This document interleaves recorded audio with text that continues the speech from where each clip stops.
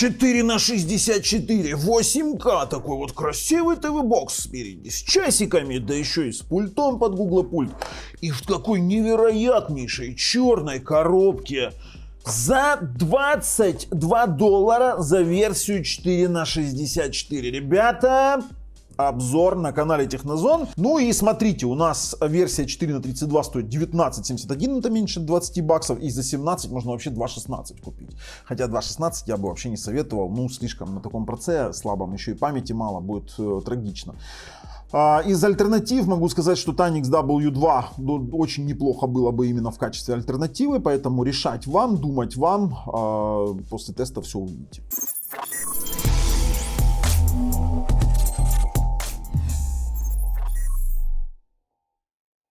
Мы на сайте продавца, ссылка на проверенного продавца лежит в описании под видео, и действительно 4 на 64 стоит $21-22. Дело в том, что можно купить с вот этим вот пультом, и будет она стоить $25, но я вам объясню насчет пульта, сразу говорю.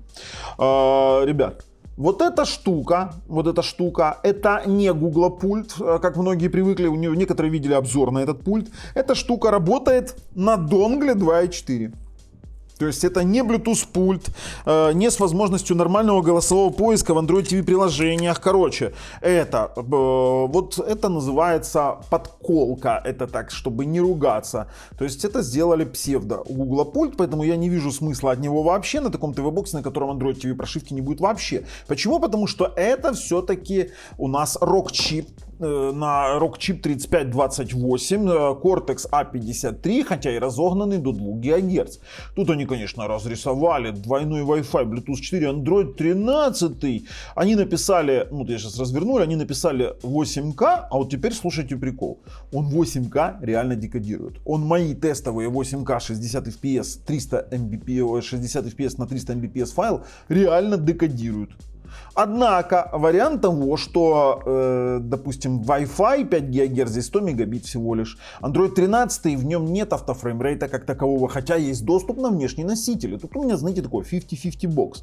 Сам по себе RK 3528 это старый проц 3328, который проапгрейдили до Android 13, добавили там чуть именно частоты и все тот же старый Mali 450.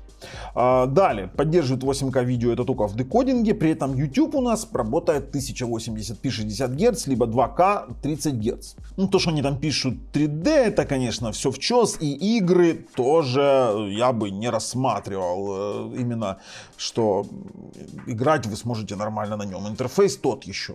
Но все это я покажу в своем обзоре сейчас. Из того, что у нас есть, ну, Алексей, сделай мне чуть поближе, я распаковывать не буду, у нас есть разъем для TF-карт, есть USB 3, USB 2, есть у нас аудио-видео выход для старых телевизоров, есть LAN RJ45 и есть у нас разъем питания с HDMI.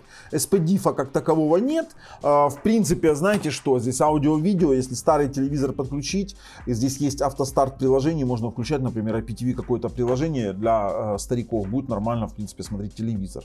Ну, есть у нас пульты и что-то там еще там добавляют. Но сам по себе ТВ-бокс я бы сильно не рассматривал там, скажем так, как основной ТВ-бокс, либо как ТВ-бокс для каких-то серьезных развлечений. Все, ждем в резюме и в самом процессе обзора я вам все покажу. Ребят, подпишитесь на мой канал, мне будет приятно, вам все равно, даже если вы его не смотрите, просто подпишитесь для того, чтобы мы могли его развивать. Ну а также нажмите колокольчик и мы поехали обозревать, а вы уже там ждите само резюме. Ох, и интерфейс, да, ребят? Незатейливый. Короче, смотрите, можем добавлять плиточки избранного, например, какие-нибудь свои нормальные такие себе приложения, можем внизу чего-то добавлять и как бы на этом все. Кастомизировать интерфейс другими способами, ну можно поставить, конечно, какой-то лончер отдельный, ну например Android TV прошивки, я не вижу пока просвета для создания Android TV прошивки на такое вот чудо. Такое себе меню обыкновенное и AIDA 64, ну мы вот видите, попутно видим суперпользователя, AIDA 64 нам говорит, что это пресловутая платформа RK 3528, которая пришла на смену 3228, 3328. Улучшили так улучшили, это 4 на 64, да ладно, слушайте, такой себе великий ТВ-бокс. Центральный процессор Cortex A53, старые ядра, по 2 ГГц разогнанные, получается у нас все это дело 64 бит, ничего себе. Ха-ха, красавцы. Ладно, за отображение отвечает у нас так, Mali 450 MP, древний как моя жизнь. Сеть обязательно проверим, что ну там с коннектом каким и его фактическую скорость. Android 13 тирамису. Температурные датчики. Есть доступ к температурному датчику. Сейчас выведем с вами диалоговое окошечко. Такое не диалоговое, а мониторинговое. И посмотрим по, скажем так, кодекам АВЦ, HEVC, VP. А где VP9? А, вот есть VP9, есть HEVC. Ну, короче, AV1 кодека здесь нет. Да, ну, в принципе, старый слишком процессор для того, чтобы он здесь появился. Ну, короче, такое себе, знаете, устаревшее разогнанное чудо. Дальше. По настроечкам могу сказать, что абсолютно они какие-то стандартные. У нас есть тут единственное автостарт App. Вы можете стартовать приложение, которое, допустим, смотрите. Если вы поставите сюда приложение какое-нибудь для просмотра фильмов или там для просмотра IPTV каналов, и в автостарте оно будет работать. Также здесь есть управление root правами. Можно включать и выключать. В самих настройках системы в Advanced Settings мы можем включить Performance дайлах. Вот мы видим с вами температуру 52 градуса. Поуправлять экраном, например, через HDMI, посмотреть тут разрешение, выставить от 480p до 4К 60 Гц. У нас есть в Advanced Settings управление картинкой, которая, кстати, не работает. Странно. Обычно на рок-чипах это работало. Все, закончилась богатая жизнь. HDR у нас есть автоматический HDR и SDR, но за работу HDR на 3528 я не отвечаю, что оно будет во всех приложениях работать, потому что были инциденты. Больше я здесь, в экран и звук мы видим масштабирование, расширенные, оно хотя и пишет, что есть автофреймрейта нет, как бы вы ни хотели. В расширенных настройках звука можно выбрать, там, допустим, автоматические форматы, либо вручную выставить просто-напросто форматы, которые там, запрашивают. Оно пишет, что его нету в декодере. Мы сейчас можем в декодере посмотреть, что у нас есть. В декодере у нас, по-моему, ничего нет. Все в пробросе. Что в пробросе, тоже будем сейчас проверять. И есть, видите, мы можем выбрать, куда выводить. Через HDMI без стрим, через SPDIF, либо вообще не выводить объемный звук. Больше я ничего здесь нормального не вижу. И настраивать здесь абсолютно ничего нет. HDMI цик вроде бы есть, но я вам скажу, я пробовал, хотя они пишут Audio Amplifier Control, то есть можно вроде как управлять громкостью через цик, но включение вот этой опции у меня управлять все равно звуком Android, как вы видите. То есть у меня все равно подключен ресивер и как бы есть как есть. Но при этом я не могу гарантировать, что это не будет работать на всех устройствах. То есть такое устройство 50-50, знаете, такое, черт знает что. Пульт хотя и похож на Bluetooth, но он на донгле работает и такое себе тоже чудо. Больше в настройках нам посмотреть нечего. Из производительности тут вообще все печально. Как бы мы специально, есть AR-мышка, кстати, на пульте. Такое себе дело. В результатах мы видим с вами совсем низкие показатели. Объясню.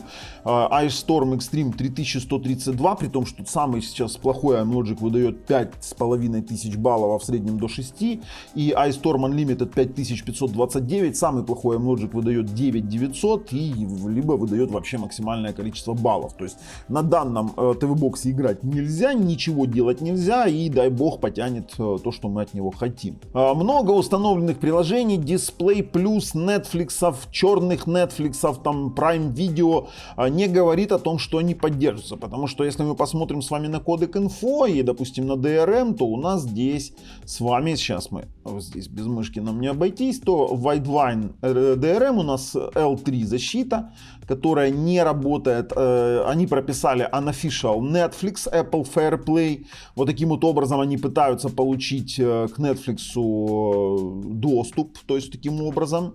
Есть у них ClearKey. От Google, я не знаю, все Unprotected, HDCP нет, поэтому работать ничего в максимальном качестве не будет точно. Теперь по аудио я говорил, что мы в декодере глянем. В декодере аппаратного по аудио ничего нет, как бы мы ни хотели, все, с этим вопрос закрыт. Но что в пробросе, мы посмотрим. Сразу же не будем с вами затягивать. Проведем тротлинг-тест. Это тест для тех, кто, допустим, давно на моем канале, те знают, что это за тесты. Те, кто включает впервые, это тротлинг-тест, который показывает перегрев процессора, либо если нет перегрева, то неправильно сконфигурированные, неправильно прописанные пороги тротлинга. Это значит, что процессор будет замедляться в зависимости от каких-то моментов. Так, стартуем и ждем. Итак, вы знаете, все не так плохо, как я думал. Действительно, график как бы нормальный. По GIPS 48781 тоже, в принципе, ничего. Температура 75, ну так-сяк, но это тоже, в принципе, терпимая температура. Для ARM-процессора такого уровня Cortex A53, как бы, я тут вопросов не вижу. Таких вот мега серьезных. Но что нам покажет сейчас спид-тест? Стартуем с вами 5 ГГц тест 5 ГГц. Посмотрим, интересно, честно говоря, как они заявляются сейчас по супермодулям. Ну, 5 ГГц это фиаско, я вам сразу говорю. То есть 100 мегабит для 5 ГГц, чтобы вы понимали, это максимальное, что он сможет показать, потому что я использую AX7000 от Xiaomi со всеми разблокированными частотами, со всеми разблокированными каналами, с максимальной просто невероятной мощностью, и мы имеем 100 мегабит. Но 5 ГГц не задался. Хотя для IPTV хватит, и для YouTube хватит. Такое, возможно, знаете, опять вот эти 50-50 боксы, они меня задолбали. Да, это 5 ГГц было, вот я сейчас его вижу. Давайте 2,4 ГГц. Стартанем 2,4, смотрим. Воу, середнячок такой. Середнячок где-то прорывается на 40, где-то 30 мегабит. Это середнячок, ребята. Ну, такой себе. Даже не уверенный середнячок. Уверенный это около 40. Ну, имеем, что имеем тоже. Для IPTV хватит, для YouTube фулки хватит. Full HD я имею в виду. Здесь тоже там 30-40. Сейчас LAN RJ45 проверим. Кабель я уже приготовил. 30 на 40. Больше нет. Вставляем кабелечек. Интересно, он включился? Вот хрен поймешь. А чё, блин, LAN включился, не включился? Ethernet нет подключения. Что за прикол? Ау. Ethernet. Пока нету. Пошел настраивать. Что-то я не очень понимаю. О, подключено. Блин, какой-то вообще для меня нонсенс, честно говоря. Такое. Не с первого раза подхватил LAN RJ45. Стартуем LAN. И здесь у нас сотка. LAN порт сотка. Ну, тоже имеем. Ну, тоже, ребят, имеем, что имеем. Сейчас посмотрим. 94,5 так и должно быть. Плюс служебный трафик на те же самые там 94 должно быть. Знаете, как это называется? Сеть и есть, и нет. Серьезно говорю. Я включаю в него жесткий диск внешний. Ну, нам, во-первых, надо проверить, как он среагирует на внешний носитель. Сможем ли мы на него писать. А у нас есть какой-то в комплекте проводник, может быть, они сделали. Ну, медиацентр, понятно, Explore есть. Давайте сейчас попробуем что-то записать на внешний жесткий диск. А ну-ка. Storage. Где там? Давай, включаемся. Так, мы, допустим, доступ к нему имеем. Хорошо. Заходим в download. Тут какие-то файлы. И давайте из внутреннего накопителя что-то скопируем. Потому что 13-й Android. Так, любой файл. Ну-ка, копировать. Окей. О, зато есть плюс. Доступ есть к внешним носителям. Ну, тут уж ладно, поработали. Android 13 я думал, что не будет. А я должен признать, что это сработало. Начинаем мультимедийные тесты. Больше тут тестировать абсолютно нечего. Сразу начнем с IPTV. Я вам объясню. Дело в том, что даже такой слабый бокс, ну имеется в виду, не совсем слабый, даже такой вот, я не хочу материться, странный бокс, будет все равно нормально воспроизводить IPTV, что бы вы с ними делали. Даже очень древние там ТВ-боксы на 6-м андроиде, они как-то вот работают. И работают с IPTV в принципе неплохо. Это не такие уж и сильные потоки, это Full HD IPTV, достаточно высокобитрейтный, как бы без вопросов все воспроизводит. Тут как бы вопросов нет. Даже такие сервисы там типа Megogo, Sweet TV, в некоторых случаях, ну, с определенным набором фильмов будут работать, что самое интересное. Вот я сейчас запущу какой-нибудь фильм из подписки, просто-напросто Свит ТВ. Я не говорю, что здесь будут работать какие-то сервисы, которые требуют DRM защиту, которые требуют Dolby Audio, но в принципе, пожалуйста, фильмы мы смотрим, и это тоже будет работать. Я не буду здесь ни на что наговаривать. Кстати, мне нужно температуру вывести, ну, секундочку. Он закрыл, кстати, температурное окошко. Зачем-то. Просто его выгрузил. Температура сейчас 70. Это рабочая температура, в принципе. Это значит, что когда мы оперируем, допустим, какими-то вещами, то есть он что-то делает. А ну давайте фильмы. Да, работает все. И 71 градус у нас есть. То есть фильм мы смотрим Full HD на текущий момент. Что-то можно посмотреть. Хорошо, ладно. С IPTV и какими-то стримами... С IPTV и какими-то стримами понятно. Что же у нас с внешнего жесткого диска? Есть такое у нас понятие, как медиацентр.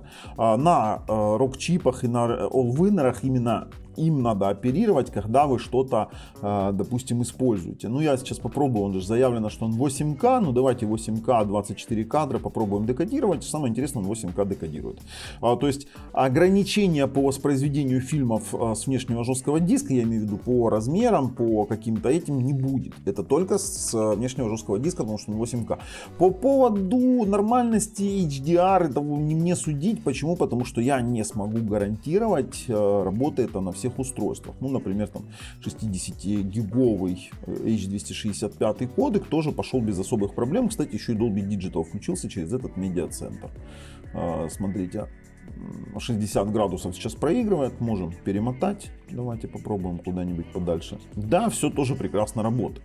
Я удивлен, честно вам скажу. То есть достаточно слабый процессор, который что-то воспроизводит. Давайте попробуем с вами именно форматы звука. Dolby Vision тут нет, потому что там есть Dolby Vision Samples. Кто-то в комментах сразу спросит. Dolby Digital Plus работает у нас в пробросе. Он его воспроизводит. Я сейчас его вижу. Dolby True HD работает как простой Dolby Digital. Хорошо. DTS ядро. А ну-ка смотрим. Работает DTS ядро и Master Audio. Знаете, что самое интересное? Он клацает Master Audio, DTS, Master Audio, DTS. Будем по умолчанию считать, что нет. С внешнего жесткого диска вопросов нет. Воспроизводит все, что мы ему скармливаем. Давайте ютубчик с вами запустим. Обязательно ютубчик. Потому что с ютубом на рок-чипах бывают веселые проблемы. Очень дешевый бокс. Очень дешевый, при этом что-то воспроизводит. Вопрос как-то. Для SDR телеков, для IPTV даже пойдет. Даже пойдет. Без автофреймрейта. Включаем 4К ролики. Слушайте, он дикую реку жует в 1080p. Ну, сейчас 4К включим, сейчас посмотрим. Уперся он в 4К. А ну сейчас он даже буфер не набирает. То есть есть connection speed какой-то достаточно низкий, не понимаю почему. И буфер он не сильно так набирает. А ну сейчас мы знаете, что с вами возьмем? Мы сейчас с вами возьмем какой-то ролик не HDR, а, ну, например, в 30 кадров в секунду. А ну. Смотрим качество, включаем 2160p и, ну, давай, вообще не хочется, ну, в 2К переключи, о, в 2К идет, ха, даже буфер что-то там проснулся, даже что-то начал грузить, в 2К пошел, но только в 30 кадров и в буфере, почему больше не берет скорости, тоже для меня непонятно. Ребят, по YouTube, ну, 1080p, 60 кадров вы можете смотреть вообще без проблем. Итого, вот я здесь тестировал кое-что, я не буду сейчас показывать, потому что вы знаете, что я там страйки отхватывал за кое-какие приложения. Я вам скажу, что если говорить про раздачи, то это, ну, там, 30, 40. Это то, что я играл. Если в H265 кодеке это там 40, в 264 это 30 гигов, он там чего-то работает, но опять же, я не гарантирую, что это будет нормально работать у всех. Бокс для меня не совсем понятный в плане того, что зачем его было производить на этом проце. То есть 4 на 64, ну имеем, что имеем. В принципе, переходим и резюмируем. Играть на нем мы точно ни во что не будем. В качестве резюме скажу, что за $20, в принципе, даже вот версия на 4 на 32, я смотрю, стоит $19. $19, и в принципе там, блин, можно купить для IPTV, для какого-то кино с, допустим, жесткого диска, но не более. Назвать это серьезным ТВ-боксом у меня рука не поднимается, нагрев все-таки дает о себе знать. В конечном итоге мы долго тестировали уже после съемок и догревали его до 81 градуса, это я вам тоже должен сказать. И на его месте я бы купил бы, допустим, Tanix W2 на прошивочке Slimbox бы сделал бы и наслаждался бы. Ну а с вами был Bubble, на канале Технозон, пока.